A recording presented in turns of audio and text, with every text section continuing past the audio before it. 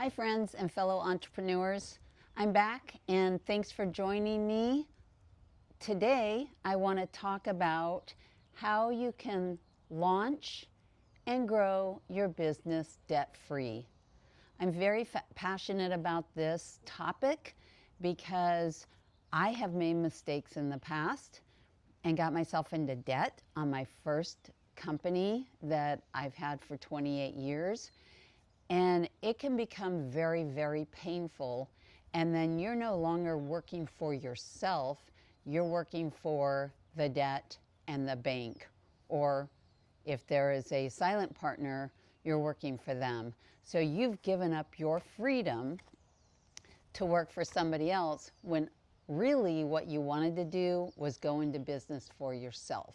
So I just want to cover some topics here on how you could do this. I know it's doable because my second business, I'm growing it debt-free. I'm not going to be a slave to the lender, and I'm enjoying it a lot more than I did my first business. Okay, so why this matters. The pressure to go big fast is surrounding us. You're hearing it everywhere, all over YouTube, everywhere. You know, grow, grow, grow to millions. When you're focused so hard on that top line, the number that you see at the top of the P&L, that can skew your vision about what's at the bottom. You really want to focus on that bottom number because ultimately that bottom number is your pulse of how you're doing. It's not the top. You could have $10 million at the top, but if you have $50,000 at the bottom of the P&L at the end of the year, then you've worked and labored and sweated the entire year for nothing. You've given it away in interest payments, in partnership payments, whatever it is. So really focusing on the bottom line is what you want to do when you're starting your business. Debt can limit your freedom. I just talked about that. It can seriously limit your freedom. You end up not sleeping at night. You end up worrying about, are you going to be in bankruptcy? I follow a company that is in the same space as my second business, a home bath and body care brand, and I'll get permission to reveal them later, but online she's publicly stated after 15 years, excuse me, after 15 years of growing this amazing brand and thousands of followers, they filed bankruptcy, and a hard bankruptcy. I think it was Chapter 7, where you lose everything, because they were $1 million in debt. And I started following them from the beginning and their excitement and how they were bringing on employees and just having a great time with this fabulous community. And they ended up trying to grow so fast that they got into $1 million in debt and couldn't get out of it. That is painful. You walk away from a brand and years of, you're just having to walk away and lose everything. There's a lot of lessons you can gain from it. She seems very optimistic on social media, but it's no fun, all right? So let's stay away from limiting your freedom. If you grow your brand debt-free, you get scrappy. And I mean, you dig into your creativity, your resilience, and you develop strong financial habits. Now, I could tell you from experience that when you take money in as a loan, you get a false sense of security. And again, I am speaking from experience. That false sense of security is like, oh, I have that money, I think I'll spend it here. You end up maybe spending money where you don't need to spend it. But when you are being scrappy and you're working with your own hard-earned money and you haven't taken a loan, you think long and hard about how you're going to spend those dollars. So that's another great reason. And I've told a personal story here. I have so many of them, but again, I've felt the pain and suffering. And sometimes, I think Dave Ramsey coined this, you can wander into debt easily, but to get out is a long slog. So keep that in mind, because wandering into debt, I remember because we launched our first brand in 1997. And so many people, consultants or equipment salespeople, would tell us, go get a line of credit before you need it. Go get money before you're going to need it to grow your business. And we took that advice because we thought they knew what they were talking about, and we didn't, because we were just starting a brand. And that's not good advice, okay? Go get it before you need it? I don't think so. I think you should just rely on small sales and growing a brand and not going to get extra money, external money. And interest rates are rather high right now. So you could end up just bleeding out in interest payments if you're going to get big lines of credit. Start small and start strong. Focus on a few hero products. This is important because a creative person, and if you're watching this, you're most likely a really creative person. You have a fabulous idea or a fabulous product that you want to get out in the marketplace right now. You could get kind of wound up and like, if I start this, oh, I'll add this, too fast. Now you could do that later on. I have that bad habit. I'm a very creative person, and I have a very bad habit of launching a brand and then throwing multiple lines out there really, really fast before I've drilled really deep on one or two items. And then you spread yourself too thin. You have too many categories to buy components to make, and it's harder to get traction. So focus on a few items and go deep on those and get the attention of your customers. And then if they love that, then, oh, here we have this other category, or fragrances or flavors or tops or t-shirts, whatever it is. And then you just start to roll these out, and the person that loved your product that bought it, they're going to really feel a need to buy that new rollout of your product. So focus on a few things. Focus on high quality. You don't want to be in the low quality. That's for the Walmarts of the world. The low quality items, there's a need for them. People are buying them, but do you want to focus in that oversaturated arena? I don't think so. I never wanted to. I would rather focus up here, that people are looking for high quality, especially if you're hand making your own product. Make it a high quality product, because they're buying from you as well as your product. They might love your cupcake or whatever it is you're making, but they're investing in you as well. So make it a beautiful, high quality product. Let's see, and the great branding that goes along with that. Sell in small batches. People love that. Maybe you may even want to roll out limited edition items, or say, if I keep going back to cupcakes because I've been watching a lot of cupcake tutorials, and I just love those beautifully decorated cupcakes. And so maybe you would, if something like that, or candles, which is what I make, you want to roll out seasonal items, and then you retire that fragrance. It's a limited edition. They can only get this product at a certain time of year. That also makes it a very niche product that people do want to buy, and because they know they won't be able to get it for another 6 to 9 months. And embrace the proof of concept by doing the small markets. I talked about that in my first video, about the 10 steps to get started.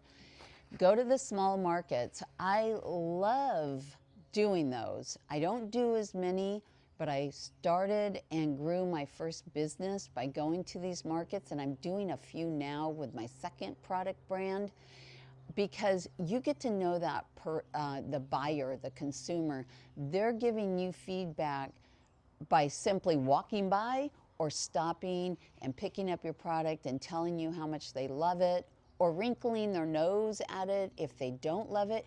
You're getting that direct feedback, and it's more valuable than you going out and paying somebody to get proof of concept. So it takes a little bit of money to set up a pop-up. You may make hundreds, thousands, or millions of dollars throughout the year doing these pop-ups. So get out there and get face-to-face with your customer. Reinvest every dollar if you can. Again, I talked about this in the first video about the 10 steps. Creating a business bank account, and don't touch it. Just put your money in there and take your money out for product or ingredient purchases only. Don't touch that money. Don't mingle it with your home finances, your personal finances, because you will start to understand if you are making a profit a lot faster by being able to look at a bank account. That bank account, if you're not running like a QuickBooks software where you could pull a P&L report, that bank account is your P&L report. Every month you could look at it. What did I spend and what did I make?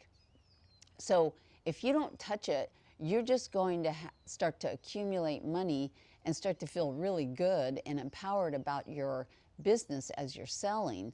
So yeah, just reinvest every dollar. You have it in, buy more product, sell it, buy more product, sell it. Okay, you want to celebrate your small victories. All right, you hear all over social media, make $1 million a month doing this or that. Just celebrate where you are. Celebrate who you are. Celebrate that you have 10 customers that keep coming back. Whether you have a storefront or you are selling to a wholesale boutique down the street and they're reordering, celebrate that and appreciate and know that those little milestones are more of a launch pad for you as you go forward.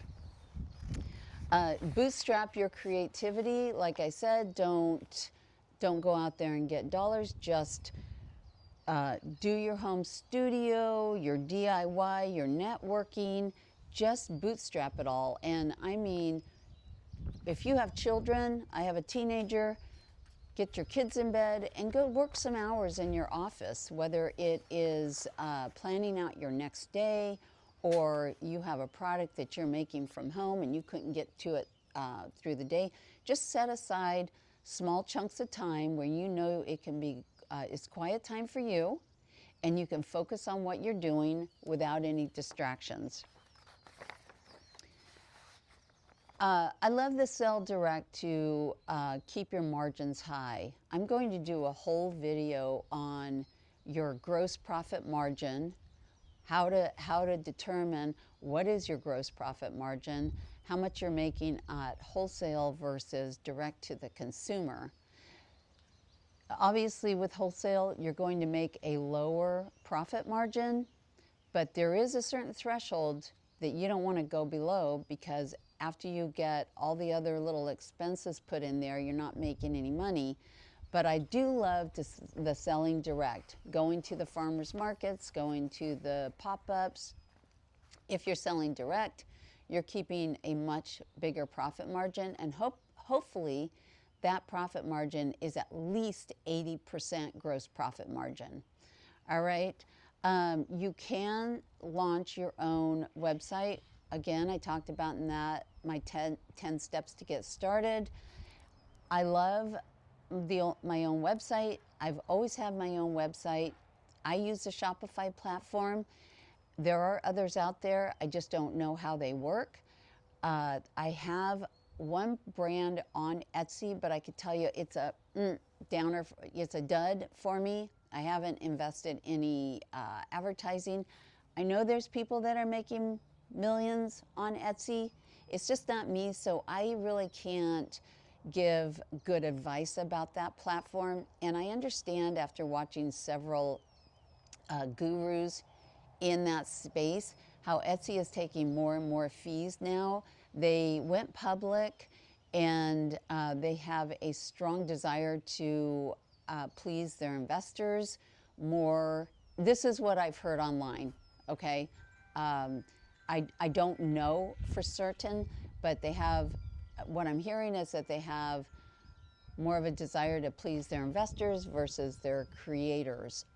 And when you lose those creators and they go elsewhere, you've kind of lost the uniqueness of your platform. So check it out. Don't take my advice on that.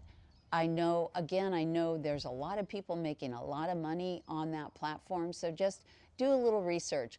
The one thing I don't like about it is that you don't own your customer. When you go direct and you're at those pop-ups, have an email list sign up. So you start to own your customer.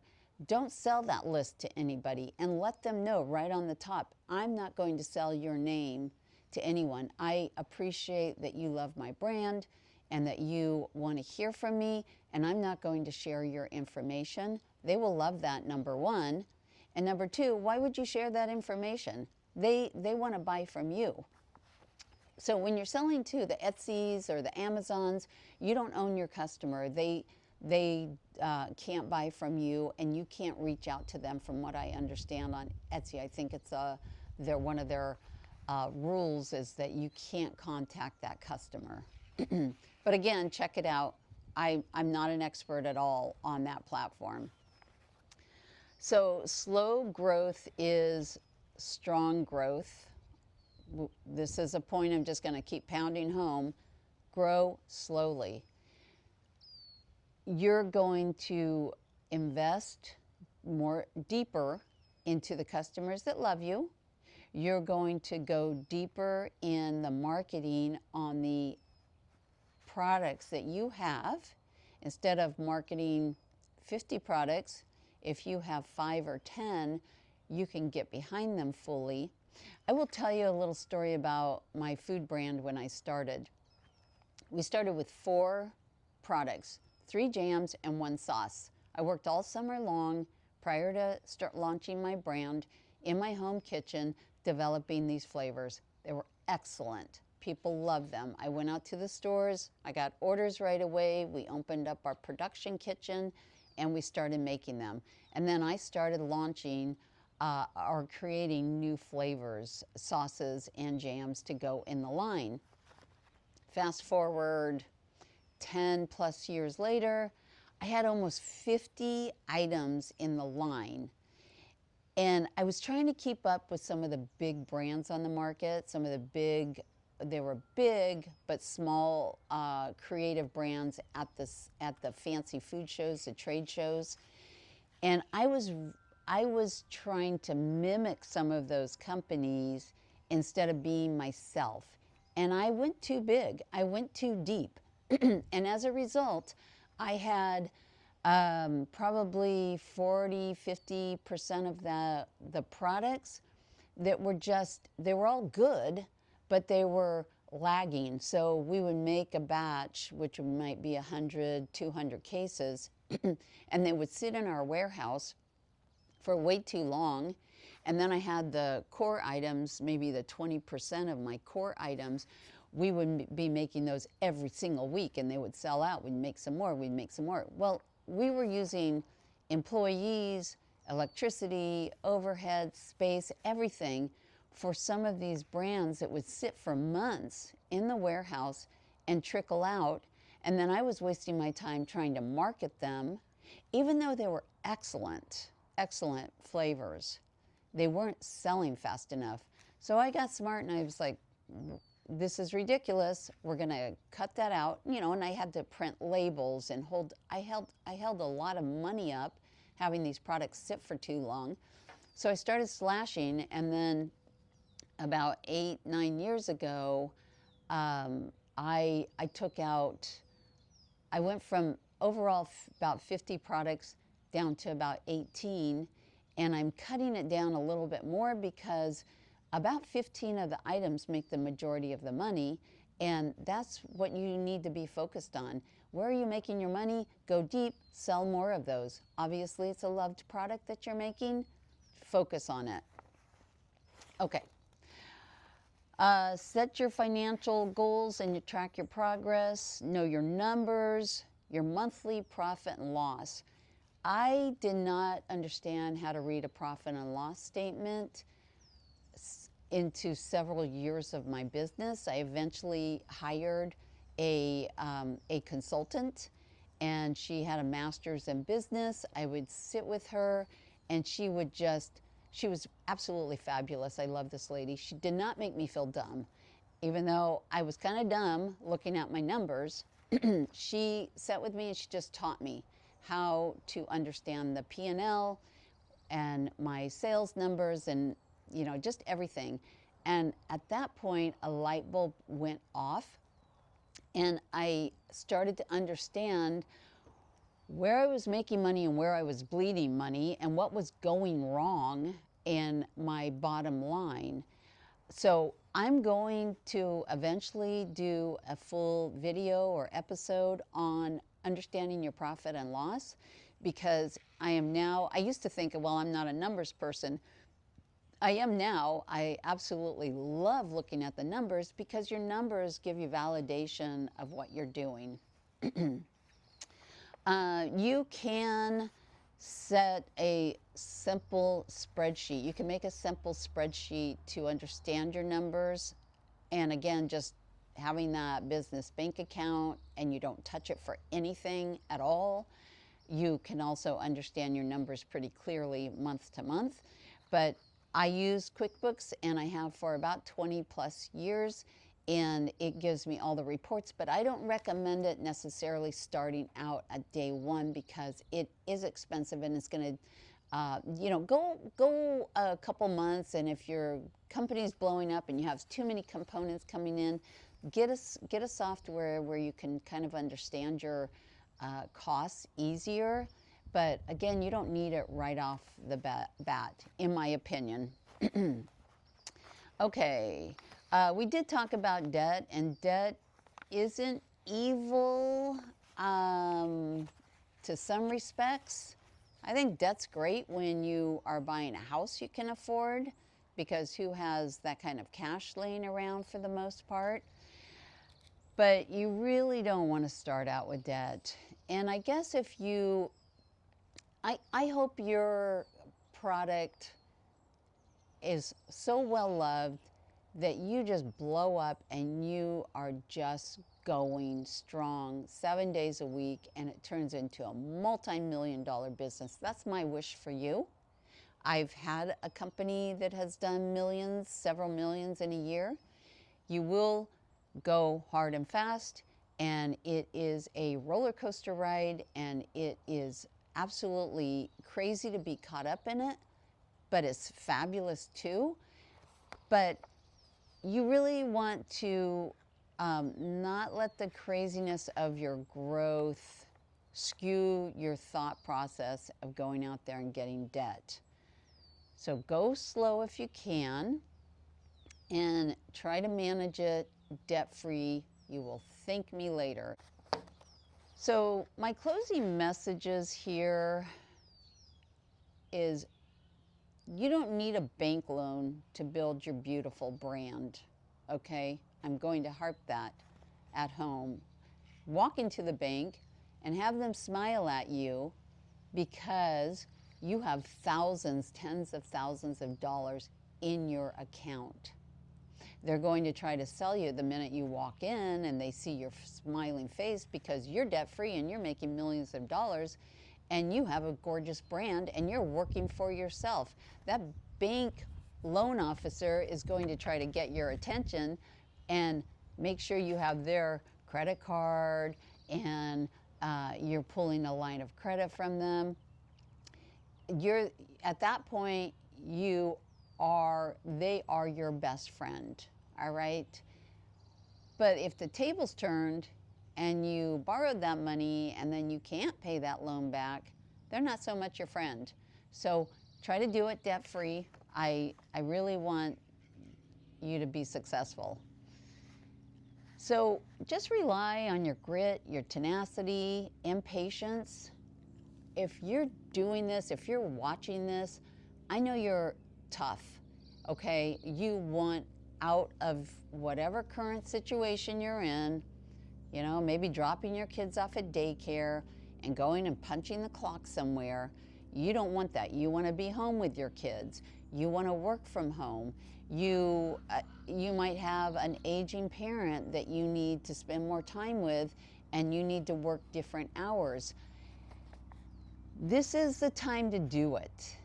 I'm not saying drop everything right now, but get out there on the weekends and prove that your product is worthy of people parting with their hard-earned money.